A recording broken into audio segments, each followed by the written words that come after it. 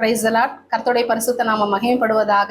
இந்த நாளிலும் சாரோனின் தரிசனம் டிவி நேயர்களை சந்திப்பதில் மிக்க மகிழ்ச்சி அடைகிறேன். ஒவ்வொரு நாளும் அநேக கர்த்தருடைய வார்த்தைகள் நாம் வாசிக்கிறோம், தியானிக்கிறோம்.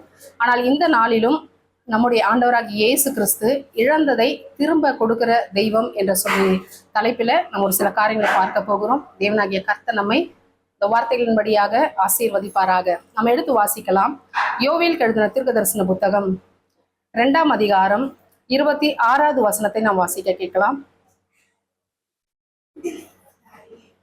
நீங்கள் சம்பூர்ணமாக சாப்பிட்டு திருப்தி அடைந்து உங்களை அதிசயமாய் நடத்தி வந்த உங்கள் தேவனாகிய கர்த்தருடைய நாமத்தை துதிப்பீர்கள்.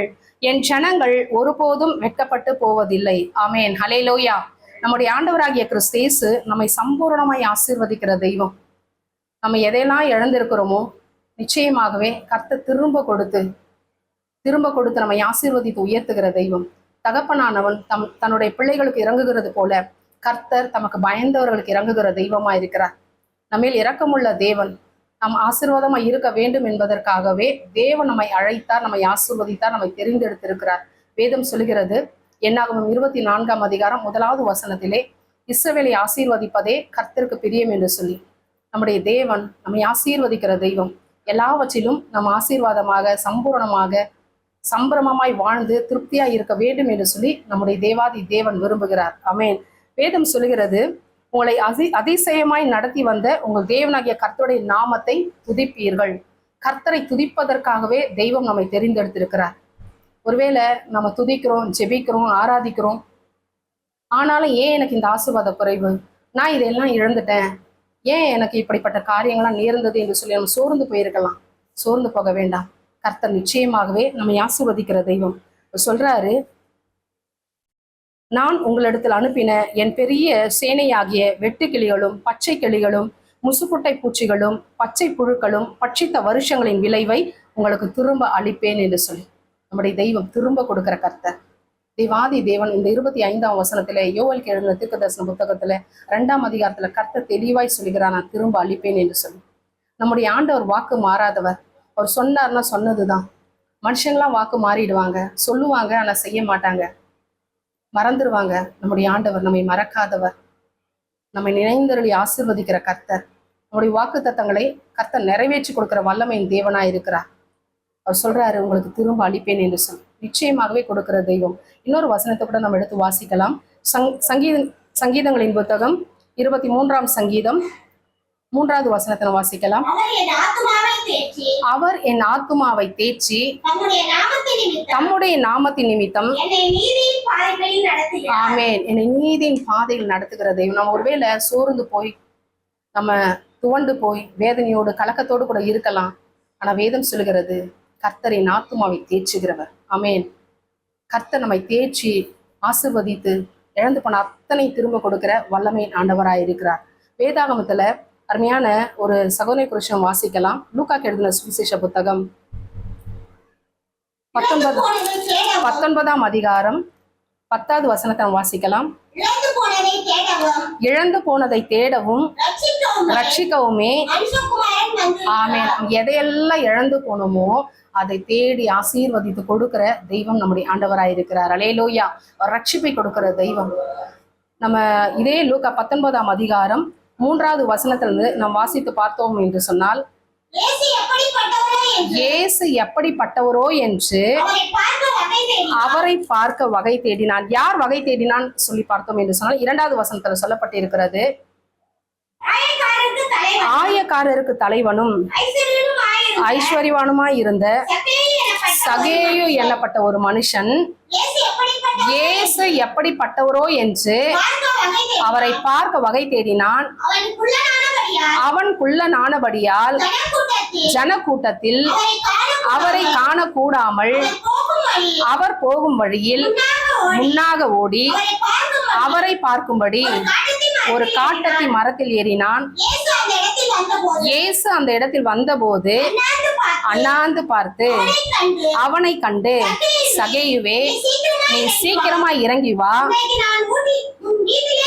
இன்றைக்கு நான் உன் வீட்டிலே தங்க வேண்டும் என்றார். அவன் நேரம் தாழ்த்தாமல் சீக்கிரமா இறங்கி சந்தோஷத்தோடே அவரை அழைத்து கொண்டு போனான். 9வது வசனத்தை வாசிங்க. இயேசு அவனை நோக்கி, இன்றைக்கு இந்த வீட்டுக்கு ரட்சிப்பு வந்தது, இவனும் ஆபிரகாமுக்கு குமாரனாய் இருக்கிறானே, இழந்து போனதை தேடவும் ரட்சிக்கவுமே மனுஷகுமாரன் வந்திருக்கிறார். அல்லேலூயா. இந்த இடத்துல சகை என்ற ஒரு மனுஷனை பார்க்கிறோம். அவன் பாருங்க, அவன் எப்படிப்பட்டவன் சொல்லி இந்த வசனத்தை வாசிக்கிறோம். ஆயக்காருக்கு தலைவன், அடுத்தது ஐஸ்வர்யவான். ஐஸ்வர்யவானா இருந்தாலும் கூட, ஒருவேளை அவன் எல்லா வச்சு சம்பரமமா இருந்தாலும் கூட அவனுக்கு ஒரு குறைவு இருந்திருக்கு, சந்தோஷம் இல்லாமல் இருந்திருக்கிறான். அவன் ஆண்டவரை பார்த்த உடனே வேதம் சொல்லுகிறது, அவன் ரொம்ப சீக்கிரமாய் சந்தோஷமாய் 4வது வசனத்தை வாசிங்க. 5 போகும் வழியில் முன்னாக ஓடி காட்டத்தி மரத்தில் ஏறினான். இயேசு அந்த இடத்தில் வந்தபோது, நல்லா கவனிங்க, அவன் நல்ல ஆசீர்வாதமா இருக்கிறான், ஐஸ்வர்யவானா இருக்கிறான். இயேசு பார்க்கணும்னு அவனுக்கு அவசியம் இல்லை. ஆனாலும் அவன் இயேசு பத்தி கேள்விப்பட்டிருப்பான். ஏதோ ஒரு காரியம் அவன் இருதயத்தில் இருந்திருக்கலாம். ஆனா தேவனை பார்த்த உடனே அவன் சந்தோஷமாய் இறங்கி வந்து தேவனிடத்தில் கடந்து வருகிறான். அந்த இயேசுவை பார்த்த உடனே 8வது வசனத்தில் சொல்லப்பட்டு இருக்கிறது, சகேயு நின்று கர்த்தரை நோக்கி, ஆண்டவரே, என் ஆஸ்திகளில் பாதியை ஏழைகளுக்கு கொடுக்கிறேன். நான் ஒருவனிடத்தில் எதையாகிலும் அநியாயமாய் வாங்கினதுண்டானால் ஆமென், நாளத்தனை இதை இயேசு கிறிஸ்து நீ திரும்பி கொடு, நீ திருப்ப கொடுத்துரு சொல்லவே இல்லை. அப்போ இயேசுவை பார்த்த உடனே அவன் பாவ உணர்வு அடைந்து, நான் யாரிடத்துனா வாங்கியிருக்கிறனோ நாளத்தனைய திரும்ப தருகிறேன். அல்லேலூயா. அப்ப பாருங்க, ஒரு மனுஷன் இயேசுவை பார்த்த உடனே அந்த உணர்வு அடைந்து, பாவ உணர்வு அடைந்து அவன் அந்த ஸ்தானத்தை விட்டு இறங்கி வந்து தேவனிடத்தில் சரணடைகிறத நாம் பார்க்கிறோம். அல்லேலூயா. அப்ப மனுஷனே இறங்கி வருகிறான் என்று சொன்னால், நம்மை படைத்த தேவாதி தேவன், அவர் இரக்கத்தில் ஐஸ்வர்யம் உள்ளவர், அவர் இறங்கி நம்மை ஆசீர்வதிக்கிற கர்த்தர். நம்ம எதெல்லாம் இழந்தோமோ பாருங்க, அவன் எல்லாமே இருந்தாலும் ரட்சிப்பு என்ற விலையேற பெற்ற பொக்கிஷம் இல்லாமல் இருந்தான். ஆனா இயேசுவை பார்த்த உடனே அந்த விலையேற பெற்ற ரட்சிப்பை பெற்றுக்கொண்டான். இன்றைக்கு இந்த வீட்டுக்கு ரட்சிப்பு வந்தது என்று சொல்லி சகேயுவுக்கு கர்த்தர் பெரிதான ரட்சிப்பை கொடுக்கறத நம்ம பார்க்கிறோம். அல்லேலூயா. இந்த உலகத்துல நம்ம எதையெல்லாம் இழந்திருக்கிறோமோ, ஒருவேளை உலக பிரகாரம் சகல ஆசீர்வாதங்கள் இருக்கலாம், அவன் உள்ளத்துல ரட்சிப்பு இல்லாமல் இருந்திருக்கிறது. கர்த்தரோ விலையேற பெற்ற ரட்சிப்பை கொடுத்தார். இன்னைக்கு நாம கூட இந்த உலகத்துல நிறைய எல்லாருமே விசாரிச்சு பார்த்தீங்கன்னா ஏதோ ஒரு காரியத்துல சோர்ந்து போயிருப்பாங்க, வேதனையோடு இருப்பாங்க, கலக்கத்தோடு இருப்பாங்க, என்னென்னவோ காரியங்களோடு கூட அவங்க மனசுல பாரத்தோடு கூட இருப்பாங்க. ஆனா கர்த்தரோ விசாரிக்கிறவர், நம்முடைய காரியம் இன்னதென்று அவர் அறிந்திருக்கிறார். சங்கீதங்களின் புத்தகம் 139 சொல்லப்பட்டு இருக்கிறது, என்னுடைய நாவிலிருந்து சொல் பெறாததுக்கு முன்னே அதெல்லாம் கர்த்தாவே நீர் அறிந்திருக்கிறீர் என்று சொல்லி சங்கீதக்காரன் அருமையாய் சொல்லுகிறார். நம்ம சொல்ல வேண்டிய அவசியமே இல்லை, கர்த்தர் எல்லாவற்றையும் அறிந்திருக்கிறார். நம்ம ஒரு மனுஷனிடத்தில் சொன்னாதான் தெரியும், ஆனா கர்த்தரோ இருதயங்களை ஆராய்ந்து அறிகிறவர், நம்முடைய இருதயத்தின் ஆழங்களை அறிந்தவர், பாரங்களை அறிந்தவர், துக்கங்களை அறிந்தவர், வேதனைகளை அறிந்தவர், மன கிளேசங்களை அறிந்தவர். நிச்சயமாகவே அவர் ஆசீர்வதிக்கிற வல்லமையின் தேவனாயிருக்கிறார். அல்லேலூயா. இந்த இடத்துல சகேயு தேவனுடைய விலையேறி பெற்ற ரட்சிப்பை பெற்று கர்த்தருடைய ஆசீர்வாதத்தை சுதந்திரித்துக் கொண்டான் என்று சொல்லி பார்க்கிறோம். இன்னொரு வசனத்தை கூட நம்ம எடுத்து வாசிக்கலாம். எரேமியா எழுதின தீர்க்க தரிசன புத்தகம் 30ஆம் அதிகாரம் 17வது வசனத்தை வாசிங்க. விசாரிப்பற்ற சியோன் என்று சொல்லி தள்ளுண்டவள் என்று பெயரிட்டபடியால் நான் உனக்கு ஆரோக்கியம் வர பண்ணி ஆமென். அல்லேலூயா. ஒருவேளை அவர் சொல்றாரு, உன் காயங்களை ஆற்றுவேன் என்று சொல்லி கர்த்தர் சொல்லுகிறார். ஒருவேளை நம்ம சரீரத்துல சுகவீனமா இருக்கலாம், பலவீனமா இருக்கலாம், ஆரோக்கியத்தை இழந்து போயிருக்கலாம், கர்த்தரோ சுகத்தை கொடுக்கிற தெய்வம். அல்லேலூயா. ஒருவேளை நம்ம தெய்வீக சுகத்தை பெறாதபடிக்கு ஒரு காலத்துல நம்ம நல்ல சுகத்தோடு பலனோடு ஆரோக்கியமா இருந்திருக்கலாம், இந்த நாளையில பலவீனமா இருக்கலாம். வேதம் சொல்லுகிறது, என்னுடைய கிருபை உனக்கு போதும், உன் பலவீனத்திலே என் பலம் பூர்ணமா விளங்கும் என்று சொல்லி வியாதியை உணர்ந்து விளக்குவேன் என்று சொல்லி கர்த்தர் சொல்லுகிறார். அல்லேலூயா. கர்த்தர் சுகத்தை கொடுக்கிற தெய்வம். ஒருவேளை நீ சுகத்தை இழந்திருக்கிறியா, பலனை இழந்திருக்கிறியா, ஆரோக்கியத்தை இழந்திருக்கிறியா, கர்த்தர் திரும்பமாய் உனக்கு கொடுக்கிற தெய்வமா இருக்கிறார். அல்லேலூயா. இழந்து போன எதுவா இருந்தாலும் கர்த்தர் இந்த நாளிலே மீண்டுமாய் புதுப்பித்து கொடுக்கிற வல்லமையின் ஆண்டவரை நாம் நோக்கி பார்க்கிறோம். இன்னொரு வசனத்தை கூட நம்ம எடுத்து வாசிக்கலாம். சங்கீதங்களின் புத்தகம் 51ஆம் சங்கீதம் 12வது வசனத்தை வாசிக்கலாம். சங்கீதம் 51:12. உம்முடைய ரட்சணியத்தின் சந்தோஷத்தை திரும்பவும் எனக்கு தந்து ஆமென். அல்லேலூயா. உற்சாகமான அருமையான சங்கீதக்காரன் தாவீது சொல்லுகிறார், அவர் ஒரு கட்டத்துல தேவனுக்கு பிரியமில்லாத ஒரு காரியத்தை செய்கிறார், விழுந்து போகிறார். அதை நினைந்தருளி தேவ சமூகத்தில் தன்னுடைய இருதயத்தை ஊற்றி பாரத்தோடு கூட தன்னுடைய இருதயத்தின் எல்லா காரையும் வெளிப்படுத்தி பாவ மன்னிப்பு கேட்டு இந்த சங்கீதம் 51ஆம் சங்கீதம் முழுவதும் பாவ அறிக்கை செய்கிற ஒரு விண்ணப்பமா இருக்கிறது. அவர் சொல்றாரு, உமது ரட்சணியத்தின் சந்தோஷத்தை திரும்பவும் எனக்கு தாரும். அவர் தேவனுக்கு பிரியமில்லாத காரியங்களை செய்த உடனே அந்த ரட்சணிய சந்தோஷத்தை இழந்து விட்டார். அந்த பாவத்துல விழுந்த உடனே தேவனுடைய ரட்சிப்பை இழந்து போனார். ஆகையினால மனம் கசந்து தேவ சன்னிதானத்தில் அறிக்கை செய்கிறார்.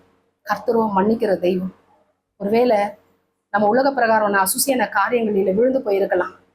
உலக பிரகாரம் ஐஸ்வர்யங்களுக்காக தேவனை விட்டு நம்ம விலகி போயிருக்கலாம். கர்த்தரை எல்லாவற்றையும் காண்கிறவர். இந்த நாளிலே நம் மனம் திருந்தி தேவனுடைய சமூகத்துல நம்முடைய காரியங்களை அறிக்கை செய்து ஒப்பு கொடுத்து மீண்டுமாய் தேவனிடத்தில் திரும்புவோம். நம் தேவனிடத்தில் திரும்பப்படும் பொழுது கர்த்தர் திரும்பமாய் நம்மை ஆசீர்வதிக்கிற தெய்வம். அல்லேலூயா. அவர் நம்மை நோக்கி பார்க்கிறவர், நம்மை காண்கிறவர், நம்மை விசாரிக்கிறவர், நம்முடைய விண்ணப்பத்தை கேட்கிற கர்த்தர். நம்ம எந்தெந்த காரியங்கள்லாம் விழுந்து போயிருக்கிறோமோ தேவனுடைய சன்னிதானத்தில் அறிக்கை செய்வோம். வேதம் சொல்லுகிறது, தன்னுடைய பாவங்களை மறைக்கிறவன் வாழ்வடைய மாட்டான், அவைகளை அறிக்கை செய்து விட்டு விடுகிறவனோ இரக்கம் பெறுவான் என்று சொல்லி. ஒருவேளை நம்ம செய்கிற காரணம் மனுஷனுக்கு தெரியாமல் இருக்கலாம், கர்த்தரோ காண்கிறவர். அவருடைய பார்வைக்கு மறைவானது ஒன்றுமே இல்லை. சங்கீதக்காரன் தேவனுடைய சன்னிதானத்துல தாவீது அறிக்கை செய்து ஒப்பு கொடுத்து விட்டு விடுகிறார். கர்த்தருடைய விலையேற பெற்ற ரட்சணிய சந்தோஷத்தை திரும்பமாய் பெற்றுக் கொள்கிறார் என்று சொல்லி நம்ம வேதத்துல வாசிக்கிறோம். ஹல்லேலூயா. அதே போல நம்ம நிறைய பேர் பார்த்தீங்கன்னா நல்ல சுகத்தோடு இருப்பாங்க. ஏதோ ஒரு காரியம் திடீர்னு சம்பந்தமே இருக்காது, ஏதோ ஒரு பலவீனம், வியாதி, விக்கனம், ஹாஸ்பிட்டல் போய் செக் பண்ணும் பொழுது எந்த ப்ராப்ளமும் இல்லை, எல்லாமே நார்மலா இருக்குன்னு சொல்லுவாங்க. ஆனா வியாதி என்பது சரீர பலவீனத்தின் நிமித்தமாக மாத்திரமல்ல, இந்த பாவத்தின் நிமித்தமாக வியாதி வரும் என்று சொல்லி வேதத்தின் வழியை நாம் காண்கிறோம். அல்லேலூயா. கர்த்தர் எல்லாவற்றையும் காண்கிறவர். நம்ம எந்த காரியமா இருந்தாலும் தேவனுக்கு முன்பதாக உண்மையை உத்தமாய் தேவ சமூகத்துல நம்ம அறிக்கையை செய்து ஒப்பு கொடுத்து தேவனோடு கூட ஒப்புரவாகும். கர்த்தராகிய கிறிஸ்து இயேசு நம்மை இறங்கி ஆசீர்வதிப்பாராக. அல்லேலூயா. அல்லேலூயா. நம்ம இன்னொரு வசனத்தை கூட நம்ம எடுத்து வாசிக்கலாம். எரேமியா எழுதின தீர்க்கதரிசன புத்தகம்,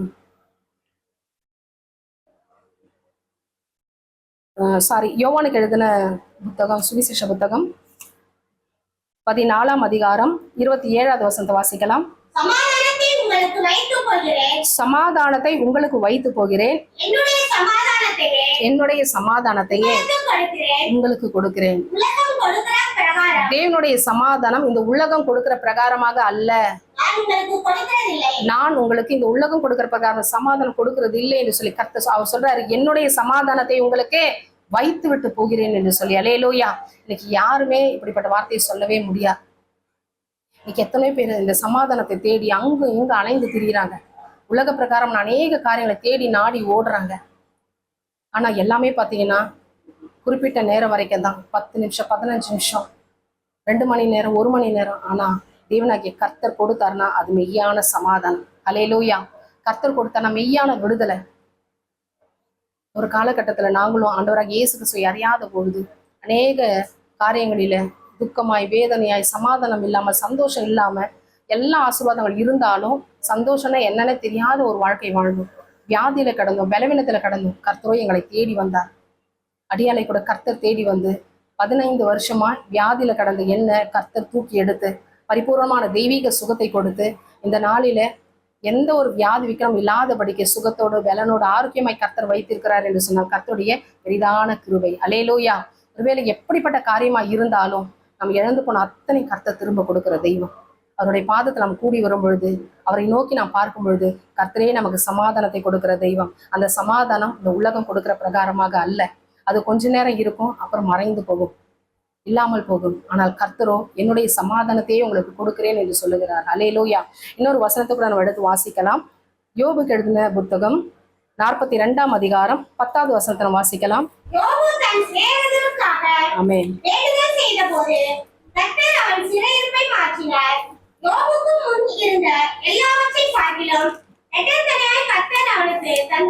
ஆமென். அல்லேலூயா. யோபுவை பத்தி நம்ம வேதத்துல வாசித்து இருக்கிறோம்.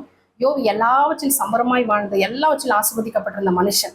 ஆனா ஒரு காலகட்டத்தில் எல்லாவற்றையும் ஒரே நாள் இழந்து போகிறார்.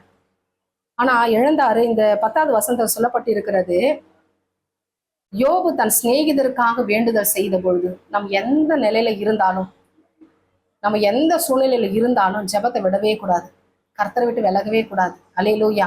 யோபு பாருங்க, எல்லாவற்றையும் இழந்துட்டாரு, ஆனாலும் தேவனை விடவே இல்லை. தன்னுடைய மனைவியே சொல்றாங்க, தேவனை தூஷித்து ஜீவனை விட்டுடு, எதுக்காக இந்த ஜீவன் என்று சொல்லி. ஆனாலும் அருமையான யோபு பக்தர் சொல்றார், கர்த்தர் கொடுத்தார், கர்த்தருக்கு ஸ்தோத்திரம் என்று சொல்லி. இந்த நாளில கர்த்தருடைய ஆசீர்வாதத்தை இழந்து போகாதபடி கர்த்தருடைய பாதத்தை நம்ம விடாமல் பற்றி கொண்டு இருக்கும் பொழுது கர்த்தர் நிச்சயமாகவே ஆசீர்வதிக்கிற தெய்வம். யோபு பாருங்க, அவன் எதையெல்லாம் இழந்தானோ கர்த்தர் இரட்டத்தனையாய் ஆசீர்வதித்தார் என்று வேதம் சொல்கிறது. ஹல்லேலூயா. நம்ம எதையெல்லாம் இழந்திருக்கோம் திரும்பி பார்ப்போம். தேவனுடைய ஆவிக்குரிய ஆசீர்வாதம் இழந்து போயிருக்கலாம், கர்த்தருடைய பாதத்தை விட்டு நம்ம விலகி போயிருக்கலாம், கர்த்தரை விட்டு தூரம் போயிருக்கலாம். எல்லாவற்றும் கர்த்தர் மீண்டுமாய் ஆசீர்வாதத்தை கொடுக்கிற தெய்வம். வேதம் சொல்கிறது, எதை இழந்து போன ஆசீர்வாதங்களை கர்த்தர் மீண்டுமாய் கொடுக்கிற தெய்வம். இழந்து போன ரட்சிப்பை மீண்டுமாய் கொடுக்கிற தெய்வம். இழந்து போன சுகத்தை மீண்டுமாய் திரும்ப கொடுக்கிற தெய்வம் என்று சொல்லி, இழந்து போன எல்லா சமாதானங்களையும் கர்த்தர் தாமே மீண்டுமாய் கொடுத்து நம்மை ஆசீர்வதிக்கிற தெய்வம் என்று சொல்லி. மாத்திரமல்ல, எதையெல்லாம் இழந்தோமோ கர்த்தர் நிச்சயமாகவே இரட்டிப்பாய் கொடுத்து நம்மை ஆசீர்வதிக்கிற தேவன் என்று சொல்லி வேதத்தில் நாம் வாசிக்கிறோம். அல்லேலூயா. கடைசி ஒரு வசனத்தை கூட நம்ம வாசித்து முடிக்கலாம். ஆகாய்க்கு எழுதின புத்தகம் 2ஆம் அதிகாரம் 9வது வசனத்தை நாம் வாசிக்கலாம். ஆகாய் 2:9. கர்த்தர் எல்லாவற்றிலும் ஆசீர்வதிக்கிறவர். அவர் திரும்ப கொடுக்கிற தெய்வம். மறுபடியும் உன்னை கட்டுவிப்பேன் என்று சொன்ன கர்த்தர். அல்லேலூயா. வாசிக்க கேட்போம். முந்தின ஆலயத்தின் மகிமையை பார்க்கிலும் பிந்தின ஆலயத்தின் மகிமை ஆமென் பெரிதா இருக்கும் என்று சொல்லி சேனைகளின் கர்த்தர் உனக்கு சொல்லுகிறார். அல்லேலூயா. ஆலயம் என்று சொல்லி 1 கொரிந்தியர் 3ஆம் அதிகாரத்துல நாம் வாசிக்கும் பொழுது, நீங்களே தேவனுடைய ஆலயமா இருக்கிறீர்கள் என்று வேதம் சொல்கிறது. அல்லேலூயா. அப்போ நம்ம எதையெல்லாம் இந்த சரீரத்தில் இழந்திருக்கிறோமோ, சுகத்தை இழந்திருக்கலாம், சமாதானத்தை இழந்திருக்கலாம், சந்தோஷத்தை இழந்திருக்கலாம், ரட்சணத்தை இழந்திருக்கலாம், கர்த்தர் மீண்டுமாய் கொடுக்கிற தெய்வம். உலக பிரகான சகல ஆசீர்வாதங்கள் ஒருவேளை இழந்து போயிருக்கலாம், கர்த்தர் மீண்டுமாய் இரட்டிப்பாய் ஆசீர்வதித்து கொடுக்கிற தெய்வம். கர்த்தர் நம்மை ஆசீர்வதிக்கிற தேவனாய் இருக்கிறார். அல்லேலூயா.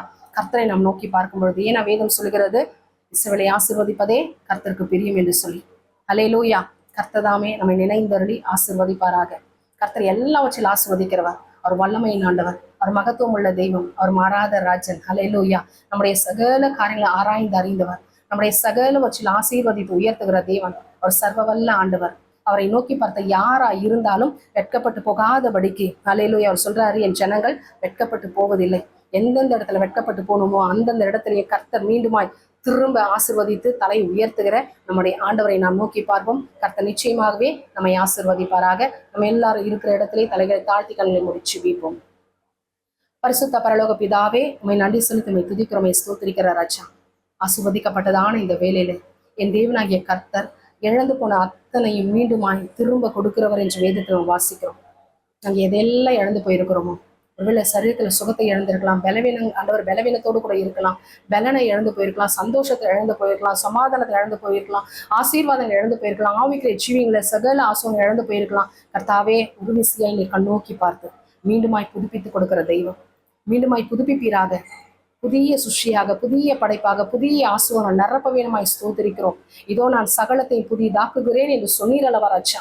இயேசுவின் நாமத்தினாலே சோர்ந்து போயிருக்கிற, துவண்டு போயிருக்கிற, வேதனையோடு இருக்கிற, கலக்கத்தோடு இருக்கிற யாரா இருந்தாலும் ஆண்டவரை ஒரு விசையாய் நீர் கண்ணோக்கி பார்த்து பரத்தில் இருந்து கர்த்தர் தாமே நீர் ஆசீர்வாதங்களை கட்டளையிட வேண்டும் என்று தேவ கரங்களில் கொடுத்து ஜெபிக்கிறோம். ஆண்டவரை நீர் ஆசீர்வதிப்பீராக. நீர் ஆசீர்வதிக்க வேணுமாய் ஜெபிக்கிறோம். ஆண்டவரை பரலோகத்தின் தெய்வம் நீர் ஆசீர்வதிக்க வேணுமாய் ஸ்தோத்திரிக்கிறோம். கர்த்தருடைய ஆவியானவரை நீர் ஆசீர்வதிப்பீராக. வானத்தையும் பூமியையும் படைத்த கர்த்தராலே நீங்கள் ஆசீர்வதிக்கப்பட்டவன் சொல்லப்பட்டு இருக்கிறதே, அந்த ஆசீர்வாதத்தை மீண்டுமாய் சுதந்திரித்து கர்த்தருக்குள்ளாய் சாட்சியாய் நிற்கட்டும். தேவனாகிய கர்த்தருடைய நாமத்தை உயர்த்தட்டும், அந்த நாமத்தை மகிமைப்படுத்தட்டும். தேவாதி தேவன், இன்றைக்கு நீர் ஜீவிக்கிறீர், நீர் கிரியை செய்கிறீர், நீர் வாக்கு பண்ணின தெய்வம், வாக்கு மாறாதவர். திரும்ப பெற்றுக்கொள்ளத்தக்கதாக என்னென்ன ஆசீர்வாதம் இழந்திருக்கிறார்களோ, எதையெல்லாம் இழந்திருக்கிறார்களோ மீண்டுமாய் திரும்ப பெற்றுக்கொண்டு கர்த்தருக்குள்ளாய் சாட்சியா நிற்க உதவி செய். உடைய மகிமை நிறைந்த கருத்துக்களை சகலவற்றை தாழ்த்தி கொடுத்து ஜெபிக்கிறோம். சகலவற்றையும் உடைய பாதத்தில் அர்ப்பணிக்கிறோம். பெரிய காரியங்களை செய்யுங்க. ஏசு கிறிஸ்துவின் ஜெபத்தை கேட்ட ஜீவனுள்ள நல்ல பிதாவே, ஆமென். என் ஆத்துமாவே கர்த்தரை ஸ்தோத்திரி, என் முழு உள்ளமே அவருடைய பரிசுத்த நாமத்தை ஸ்தோத்திரி. என் ஆத்துமாவே கர்த்தரை ஸ்தோத்திரி, கர்த்தர் செய்த சகல உபகாரங்களை மறவாதே. ஆமென்.